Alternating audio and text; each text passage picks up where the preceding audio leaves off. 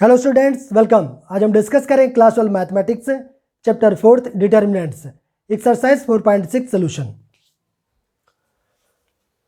But इस video को देखने से पहले अगर आपने इसका कॉन्सेप्ट वीडियो नहीं देखा तो पहले कॉन्सेप्ट वीडियो जरूर देखें। अगर कॉन्सेप्ट देखेंगे देन यदि इसको देखेंगे तब आपको ज़्यादा बेनिफिट मिलेगा। क्वेश्चन नंबर 1 to 6 में दिया गया है examine the consistency of the system of linear equation. इसमें आपको सिर्फ कंसिस्टेंट बताना या इनकंसिस्टेंट बताना, बस इतना बताना, इक्वेशंस को सॉल्व नहीं करना है। जैसे क्वेश्चन नंबर फर्स्ट का सॉल्यूशन देखते हैं। क्वेश्चन नंबर फर्स्ट का सॉल्यूशन अगर याद हो तो सबसे पहले जो लीनियर इक्वेशन देते थे तो हम लोग लेट करते थे a इक्वल टू इसका कोफिशिएंट मैट्रिक्स निकालते थे। कोफिशिएंट क्या क्या है इसके 1 2 2 3 कोफिशिएंट मैट्रिक्स निकालते थे। फिर निकालते थे हम लोग वेरिएबल मैट्रिक्स, जिसमें वेरिएबल रखते थे। दो वेरिएबल हैं एक्स और वाई, ये दोनों रख दिया। उसके बाद कांस्टेंट मैट्रिक्स बनाते थे जो इसके कांस्टेंट टर्म होते थे वो रखते थे 2, 3। उसके बाद हम लोग क्या चेक करते थे, सबसे पहले निकालते थे डिटरमिनेंट ए की वैल्यू। डिटरमिनेंट ए की वैल्यू निकाल लेते, कितनी आ जाएगी 1 2 2 3। इसका मल्टीप्लिकेशन इसमें 3 - 2 2 4 equal to -1 which is not equal to 0। If determinant A does not equal to 0 तो हम लोग बोलते थे कि A is a non singular matrix.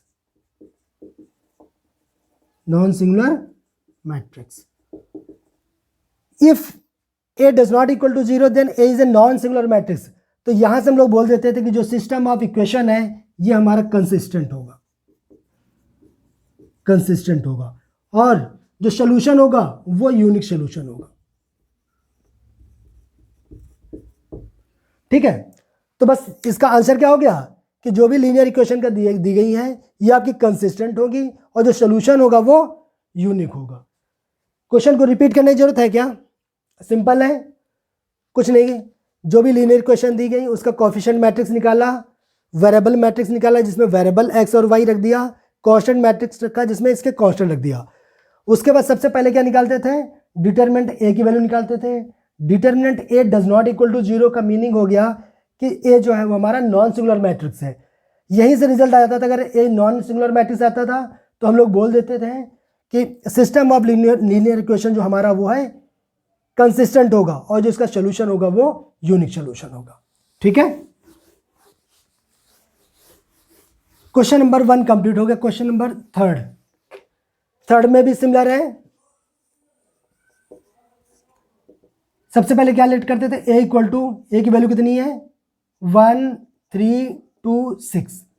उसके बाद क्या निकालते थे हम लोग, variable matrix X comma Y and constant matrix निकाल लेते थे। क्या आ जाएगा 5 8। ठीक है, इसके बाद अगेन सबसे पहले क्या निकालते थे, डिटरमिनेंट ए की वैल्यू। ठीक है, डिटरमिनेंट ए की वैल्यू क्या आ जाएगी 1 3 2 6। 1 का 6 में किया 6, 2 का 3 में किया तो 6 equal to 0। If determinant A equal to 0 तो हम लोग क्या बोलते थे, A is a singular matrix. ठीक है, और अगर ए सिंगुलर मैट्रिक्स होता था तो हमारे दो केस आते थे। केस नंबर 1, पहला केस क्या बनता था हमारा, सबसे पहले निकालते क्या थे, अगर ये सिंगुलर होता था तो अगर याद होगा आपको, इसलिए मैं बोल रहा हूँ इसका कॉन्सेप्ट वीडियो आप जरूर देखिए। हम लोग ये कैलकुलेट करते थे, ठीक है। सबसे पहले हम लोग कैलकुलेट कर लेते थे एडजॉइंट ए इंटू बी। उसके बाद क्या देखते थे, if adjoint A into B does not equal to 0 होता था तो हम लोग बोल देते थे यही से कि ये सिस्टम ऑफ इक्वेशन क्या होगा, इनकंसिस्टेंट होगा। ठीक है, ये फर्स्ट केस है। अच्छा, सेकंड केस इसको हटा दें। सेकंड केस में क्या होता था कि अगर हम निकालते थे एडजॉइंट ए इंटू बी और ये अगर 0 होता था तो यहां पे होता था इधर कंसिस्टेंट और इनकंसिस्टेंट। जो सिस्टम ऑफ लीनियर इक्वेशन जो भी है वो क्या होंगी, इधर कंसिस्टेंट और इनकंसिस्टेंट। इधर कंसिस्टेंट और इनकंसिस्टेंट। ठीक है, इसको हटा देंगे। अगर कंसिस्टेंट होगा तो यहां से कंफर्म होता था कि हमारा जो सोल्यूशन होगा वो इनफाइनाइट सोल्यूशन या मैनी सोल्यूशन, और अगर इनकंसिस्टेंट होता था तो यहां से बोल देते थे नो सोल्यूशन। ठीक है, ये दोनों केस आपको समझ में आ गए। तो सबसे पहले हम लोग क्या निकालना पड़ेगा, एडजॉइंट ए इंटू बी। ठीक है, ये तो आपको कॉन्सेप्ट था जो कि हमने रिवाइज करा दिया कि ये कैसे हम लोग दिखाते थे कंसिस्टेंट या inconsistent in case of determinant A equal to 0। तो सबसे पहले हमें निकालना क्या पड़ेगा, कैलकुलेट करेंगे, calculate adjoint A into B. अच्छा, क्या नहीं पता हमको, हमें बी की वैल्यू ऑलरेडी मालूम है, सिर्फ एडजॉइंट ए तो निकालना है, निकाल लेते हैं। एडजॉइंट ए 2/2 का मैट्रिक्स अगर दिया गया है तो एडजॉइंट निकालना आप लोग को हमने शॉर्टकट मेथड से भी बताया था।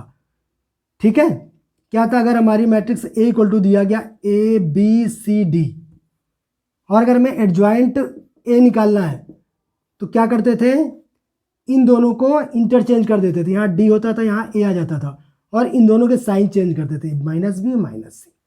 ठीक है, तो यहाँ पे क्या आ जाएगा, इन दोनों को इंटरचेंज कर देते हैं 6 1, और इन दोनों के साइन चेंज हो जाएंगे, 6 और 1 ये हो गया, और इन दोनों के साइन चेंज -2 -3। ठीक है, तो एडजॉइंट ए निकाला है। अब क्या निकालना पड़ेगा हमें, adjoint now adjoint A into B equal to, adjoint A की वैल्यू मालूम है 6 -3 -2 एंड 1, और बी की वैल्यू कितनी है 5 एंड 8। ठीक है, इसको हटा दें।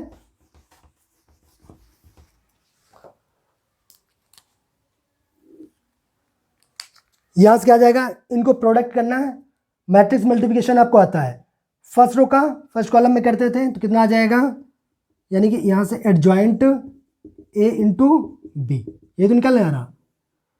इस रो का कॉलम में करेंगे तो 6 का 5 में करेंगे कितना आ गया 30, -3 का 8 में करेंगे तो -24, नेक्स्ट रो -2 का 5 में करेंगे तो माइनस का 10, और 1 का 8 में करेंगे तो प्लस का 8। कितना आ गया, ये कितना बचा 6, और ये बचा -2, which is not equal to null matrix means 0 0। यही तो हुआ।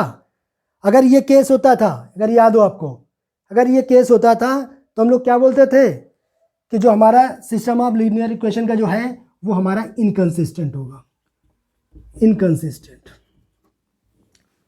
ठीक है, कोई डाउट? यही अभी हमने डिस्कस भी किया था कि अगर ये हमारा वैल्यू 0 के बराबर होती थी, दो केस बनते थे, अगर 0 के बराबर नहीं होता था मीन्स नल मैट्रिक्स के बराबर नहीं होता था तो डायरेक्ट हम बोल देते थे कि जो लीनियर इक्वेशन का सिस्टम होगा वो क्या होगा, इनकंसिस्टेंट।